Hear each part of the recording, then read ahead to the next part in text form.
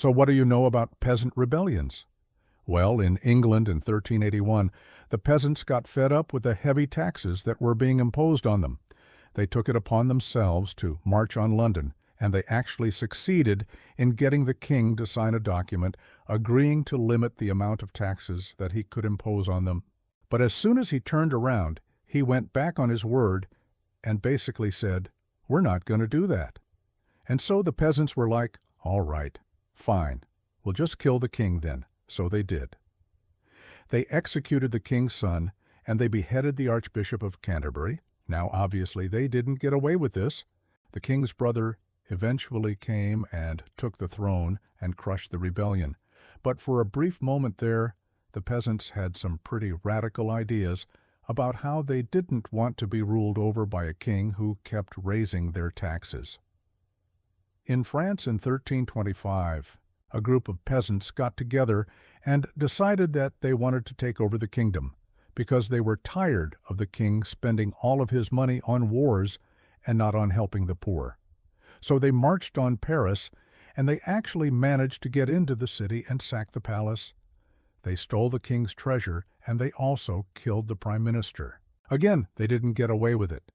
Eventually, the king's brother came and crushed the rebellion, but for a brief moment there, the peasants had seized control of Paris, and they even managed to force the king to sign a document promising that he would lower taxes and generally make life better for the poor. He, of course, went back on his word and raised taxes even higher. And so the peasants were like, "Oh, well, we'll just start a new peasant war then." And they kept rebelling and dying until finally in 1470, a peasant woman named Joan took a group of rebels into Paris, and they managed to execute the Duke of Burgundy, who was basically the king's prime minister. They dragged his body through the streets, and then they chopped off his head and put it on a pike as a warning to other nobles who might want to come and rule over them. Again, they didn't get away with it. Eventually, the king's son came and crushed the rebellion. But for a brief moment there, the peasants had executed one of the most powerful nobles in the kingdom.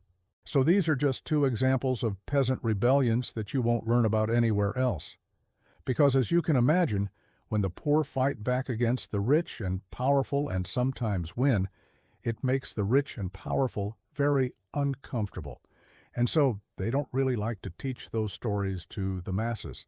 But I think it's important to remember these stories because they remind us that the powerful people don't always get to have their way, and that the poor have sometimes fought back and actually won against the odds.